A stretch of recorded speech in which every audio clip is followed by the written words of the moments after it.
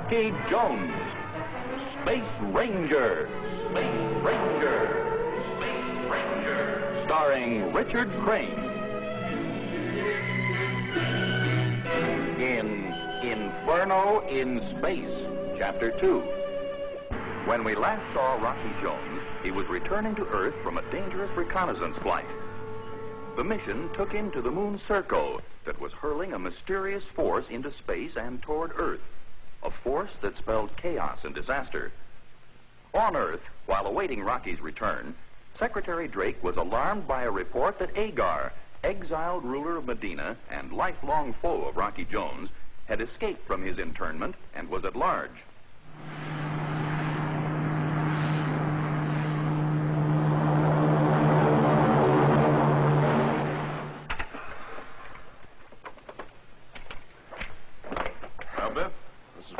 You can tell your grandchildren about. Glad to be back on Earth? Oh, I'm afraid so, Rocky. That Inferno on Serco was something I won't forget. We had a lot of luck. And a fine new ship that refused to give up.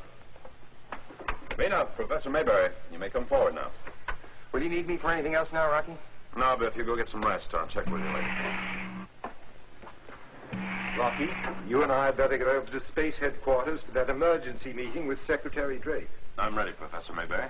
I'll see you at the lab, Professor. By the time you get back, I'll have the equipment all set up. Oh, I'll give you a hand with the unloading, Bina.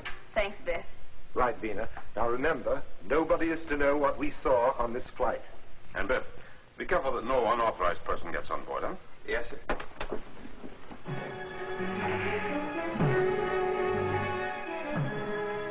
You mean to say, Professor, that when our moon moves out of Serco's path, Earth will be the target of this mass of uncontrolled energy, this Serconian force?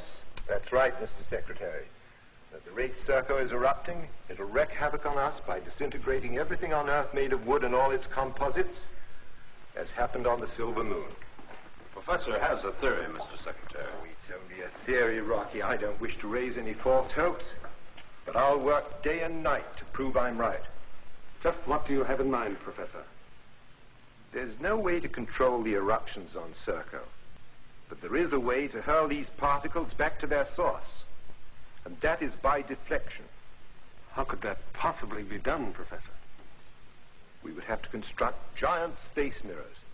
These mirrors, focused on the approaching Serconian force, would deflect it and hurl it back to Serco. But that's a tremendous project, Professor. It would take time, too much time. I believe we can lift this problem, Mr. Secretary. But you'd have to stop production on all non-essentials and convert every plant to space mirror production. There's one drawback, however. What's that, Rocky? A project of this magnitude could never be kept secret. You'd have to call a worldwide emergency and tell the people the truth. You're right, Rocky. I'm very confident our people will stand up and face this emergency. Thank you, Mr. Secretary. I'll get started immediately. You'll get all the help you need, Professor. Good luck. Well, if you'll excuse me, sir, I'd better get back to the Silver Moon, give her a thorough checkup. First, there's a bit of news you and I should discuss, Rocky. Oh? More bad news? Well, compared to what we just heard, it's rather trivial. Agar, exiled ruler of Medina, has escaped and is at large. Agar. Hasn't he done enough after almost destroying his own people? Thanks to you, he didn't. I always thought it was a mistake to permit him to remain here on Earth. What do you suppose he's up to? He may try to escape back to Medina and get back into power. Or he may want to take revenge on all those who caused his downfall. Agar's one man I hate to see on the loose. So do I. I've alerted all law enforcement agencies, so his capture is merely a matter of time. You go back to your ship and I'll keep you informed. Thank you, sir.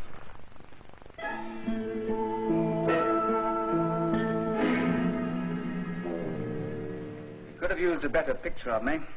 Doesn't do me justice. Don't you agree, Dalton? It's amazing how changed you look with the beard, Agar. What about the gray hair? Makes me rather distinguished, don't you think? Yes, it certainly does. But do you think it's enough of a disguise to fool the authorities? Dalton, I guess I made a wrong choice when I chose you as my confidant and gave you a chance to help me escape. I was only worrying about you, Agar. Worry. That's all you ever do. You bore me, Dalton. You know where I was today? At the headquarters of Space Affairs. What? Nobody recognized me. I was almost tempted to pay a visit to Secretary Drake. Well, you can't be serious, Agar. Suppose you run into Rocky Jones. He'd recognize you immediately. So Rocky's back. That's all I was waiting for. Agar, you promised me you'd stay away from Rocky. If you run into him, he'll recognize you, and then they'll trace everything back to me. Promises were made to be broken. Don't worry about Rocky. When we meet, it will be on my terms and not here on Earth. I don't understand, Agar. You don't have to. Just follow my orders. When I'm back in my rightful place, you'll be my personal aide instead of a nobody down here. Of course, Agar. What are your orders? I need a spaceship. And you will arrange it. Secretly. But what you're asking is impossible, Agar. I can't do it. I won't. If you're thinking of backing out, you're a little late. But you've got no choice, Dorton. You either live up to our bargain, or I'll make sure you're exposed. I wasn't thinking of backing out, Agar, but to get hold of a spaceship is something else again. Well, if you're incapable... It would mean tricking the guards and using violence, maybe. The timing would have to be exactly right, coinciding with the departure of another ship. That should be easy for somebody working at space headquarters. Suppose we should succeed in stealing the ship, get it off the ground while the blast-off synchronizer is sending up another ship. What then, Agar? Just leave it to me. But you couldn't help me, Agar, after you've left Earth. Why, Dorton, I wouldn't think of leaving without you. You're a valuable man. You're going with me.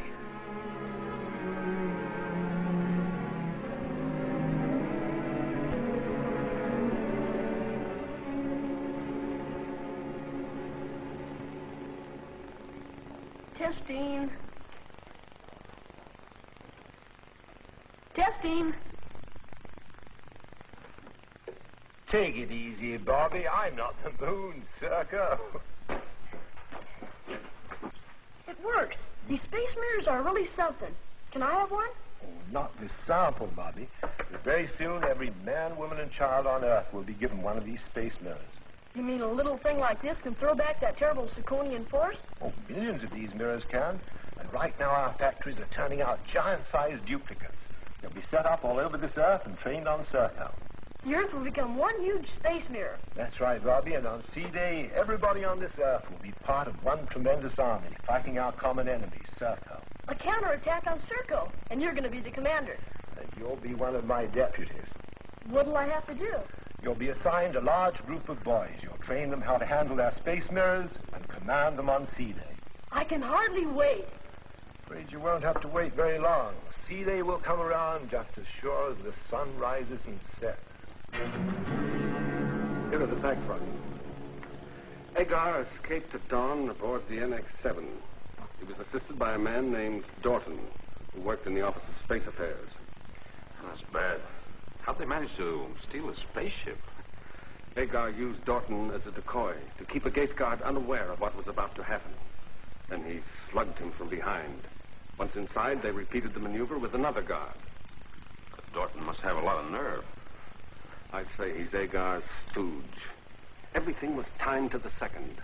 They boarded the ship while another spaceship was blasting off, and the synchronizer was in operation. But how is it possible Agar wasn't recognized and picked up before he even got near a spaceship? He dyed his hair gray and grew a beard. Agar? Incognito? That's right. They took off in the general direction of Medina. Oh, what a clumsy attempt to mislead us. Agar knows there's no welcome mat for him at his home planet. Exactly. That's why I'm assigning you to bring him back before he adds another problem to our present emergency. That's all we need, sir. Have Agar create trouble while we're trying to stop the Siconian force before it disintegrates all the wood on Earth. When will you be ready for blastoff to track down Agar? Any time, sir. The Silver Moon's been completely overhauled since we got back from our reconnaissance flight over Circo. Good work, Rocky. Keep me informed. I will, sir.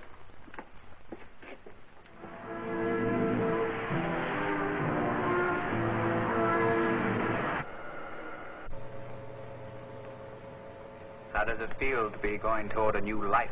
A life with a future? All right, Agar, but where are we going?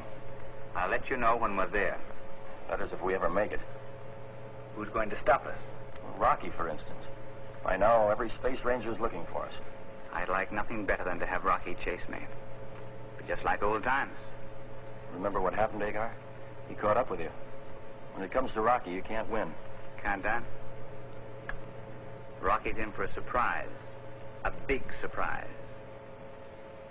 This ship, my friend, is not just another spaceship. It happens to be equipped with cold light that can make it disappear and become invisible in an emergency. I didn't know that. Neither did I till I got aboard. I'm very proud of you, Dorton. You're a very clever thief. When it comes to Rocky, you can't be too clever. He was once my prisoner. Yes, but not for long. Are you taking sides with him? Maybe you're on the wrong ship. Maybe I should have left you on Earth to suffer with the others when they feel the full impact of the Zirconian force. They're doing everything they can to stop the circo-radiation from ever reaching Earth. You sound as if you want Earth to be saved. Well, I was born there. I'm one of them. You're also a traitor, and don't you forget it. The people on Earth won't. You know why I did it. You talked me into it. I didn't have to do much talking. You helped me to escape because you were afraid to die with your own people. You're a coward, Dorton.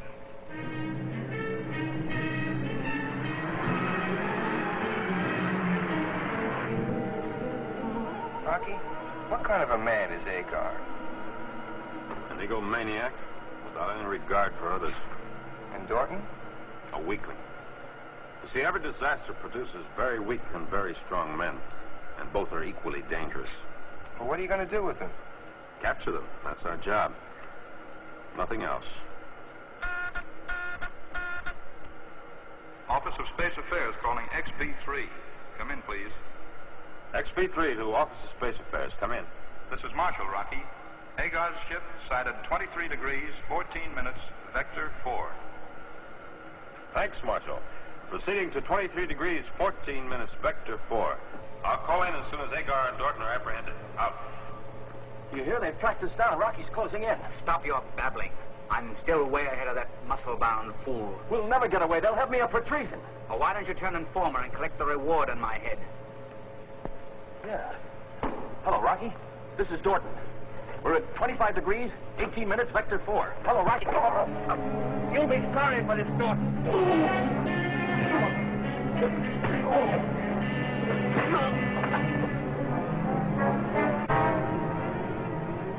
XB3 to NX7. Come in, Dorton. Sorry. He's indisposed. All right, Agar. Surrender and come about. I don't scare so easily, Space Ranger. This is my last warning. Surrender, I'll open fire. They'll kill us. I don't want to die. We all have to die sometime or other.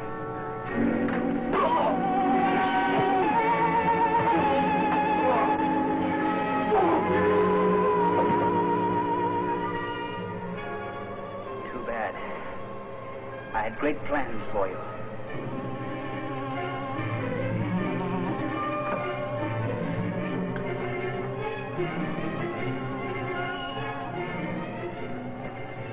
What could be better than that you give your life to save mine?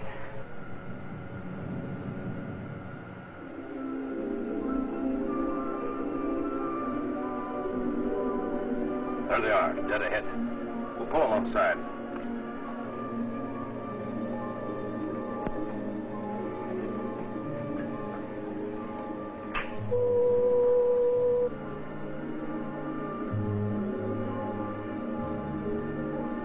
Hey, what happened to Agar's ship? It disappeared. They must be using Professor Newton's cold light to make the ship invisible. Now leave it to Agar to steal the right ship and make it tough for us. Get on the radar, Expert. Yes, sir.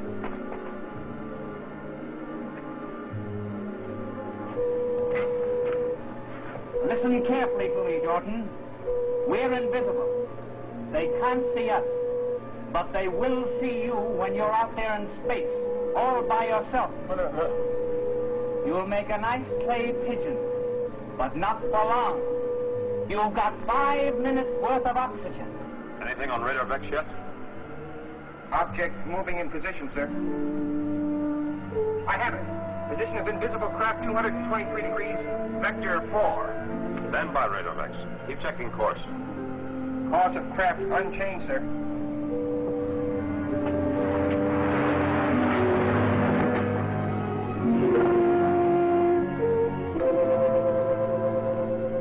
Bill, a man floating in space.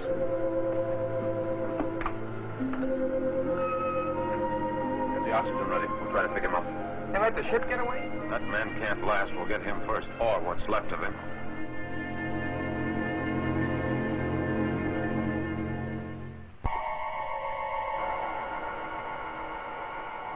As soon as he gets alongside, I'll go back and try to pull him in. All right, Rocky.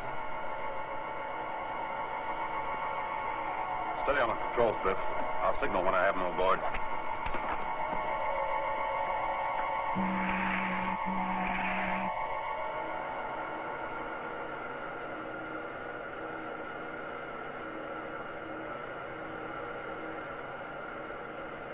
You'll be all right, Dorton. Just take it easy. And don't try to talk. There's plenty of time for that later. Now, don't be afraid. We'll help you.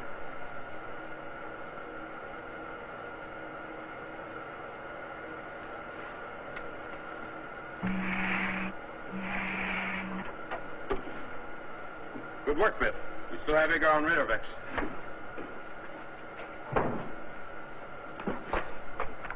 You better go back with Dorton. Keep the oxygen handy. Is he still unconscious? He came out of it. He's asleep now. Breathing and pulse are normal. XV3 to NX7. Come in, Agar. Look, I know you're tuned in. What's the matter? Don't you feel like talking? I have news for you, Agar. We picked up your man, and he's alive. And he talks. Plenty.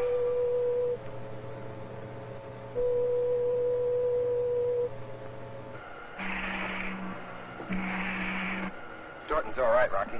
Good. No, we don't have much choice, Biff. Get the missiles ready. We'll fire a warning shot first. Hold it. Maybe Agar's changed his mind. This is the XV3. Who wants us? Rocky, this is Drake. Return to base at once.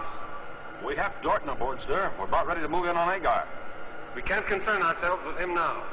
You're needed down here, urgently. Yes, sir. Returning at once. Don't you hate to let Agar go? Orders, orders.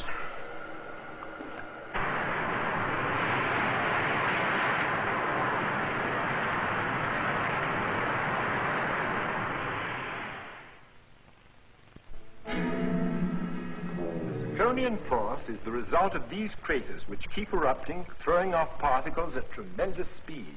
And that's what's making Serco unstable? It only seems that way. And it won't be long before Serco is drained of all its energy, causing it to blow up. Our problem is time, Rocky. We must stop Serco's disintegration before it comes hurtling through space, with Earth as one of the principal targets. What do you want me to do, sir? I'm planning on dropping giant magnets on Serco to attract its scattered elements and reinforce its broken-up surface. You've made trips over Serco, Rocky, and I needn't tell you what this mission means. I know. Doesn't that, sir? I'm wondering how to fly magnets of that size all the way to Serco. I'm thinking of a concentrated magnetic force, split up into powdered form and divided into positive and negative elements. Oh, I never thought of that, Professor. The plan is quite feasible, Rocky. The magnetic elements will be taken up in tanks and sprayed on the surface of Serco. I see. As the positive and negative elements unite, they'll form a sort of a magnetic skin over Serco. Correct. It should work, Rocky, if properly coordinated with our space mirrors. We'll deflect the Serconian force back onto Serco, at the same time keep it from being thrown off into space again. To ensure maximum efficiency, I've contacted the moon Herculon to serve as base of operations. It's the safest contact point to Serco. Then Herculon's not affected by Serco's eruptions? No. Belonging to the orbit of Alpha 3, it is shielded by that planet, same as we are by the moon. Only Alpha 3 covers Herculon permanently. Their ruler, Juliandra, is extremely sympathetic towards us. We have her full cooperation. Then Operation Serco will be executed on 2 stages. Flying tank loads of magnetic elements to Herculon Then from there to the danger zone. Exactly, Rocky. All right. How soon do you want me to leave, sir? Very soon. Stand by and have the Silver Moon ready for blast-off. Very good, sir.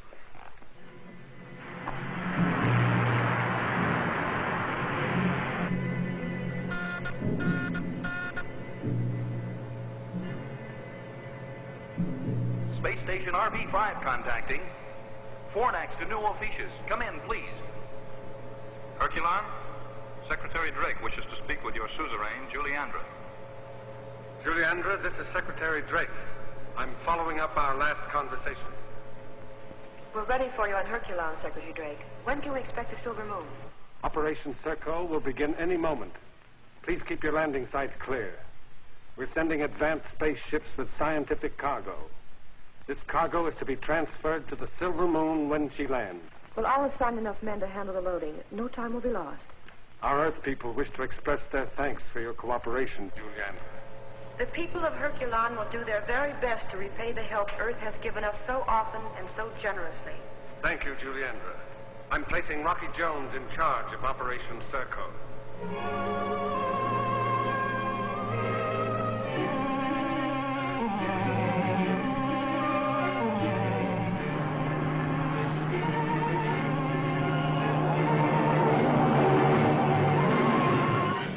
Suzerain, a visitor from the planet Venus to see you. Dr. Norak, a scientist, and a very interesting man. Show him in, Chima.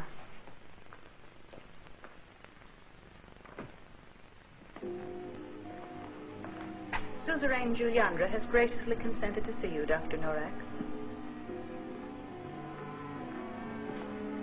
Welcome to Herculon, Dr. Norak. We're always happy to have scientists visit our remote moon. Thank you, Suzerain. Remoteness is of little concern when science is involved. And what gives us the pleasure of your visit, Doctor? I'm planning a first-hand survey of conditions on the moon's circle. Herculon, being in an advantageous position, offers me ideal working conditions. Of course, I wouldn't dream of engaging in anything without your gracious permission. I take it our friends on Earth will profit by your findings? I traveled all this way in the hope that my limited knowledge may somehow contribute to their salvation. If Earth falls victim to this disastrous Draconian force, there'll be a void that could never be filled. We Herculons have always looked up to Earth as the leading planet of the universe. So have the people of Venus. Our doors are always open to any friend of our ally, Secretary Drake. If we all work together, how can we fail to help this great man and his people? We are grateful to have you as a guest, Dr. Norak. Our laboratories and scientific centers are at your disposal. I'm deeply honored, Suzerain. I shall prove worthy of your trust.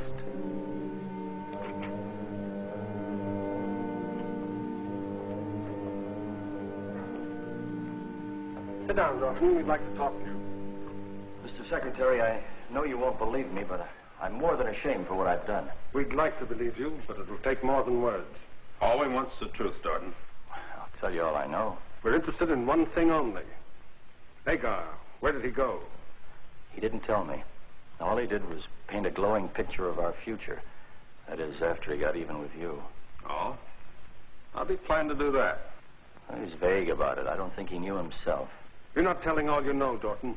It's the truth, I swear it. I wish I could prove to you that... That's a disaster call. Office of Space Affairs answering disaster call. Secretary Drake speaking.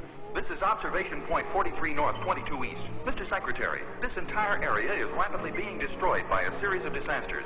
Our scientists are at a loss to explain this chaos. Over. Describe nature of disasters. Over. It's frightening, Mr. Secretary. You can see for yourself. We're transmitting on Visiograph.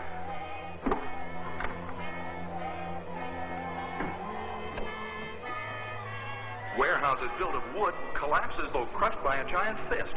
The huge fires you see were caused by broken gas lines and ignited electric wiring. All wooden structures are crumbling, and there's no way to stop it. That must be the Zirconian force. It's hitting Earth already. All transportation by rail had to be halted to avoid any more train wrecks. The unheard-of reason for these wrecks is the sudden disintegration of wooden ties holding together the rails. It's pulverizing all wood. Professor Mayberry was right. Part of Earth is still protected by the moon. We must fight back while there's still a chance. Next week, same time, same station, when we again take you into outer space for further adventures with Rocky Jones, Space Ranger.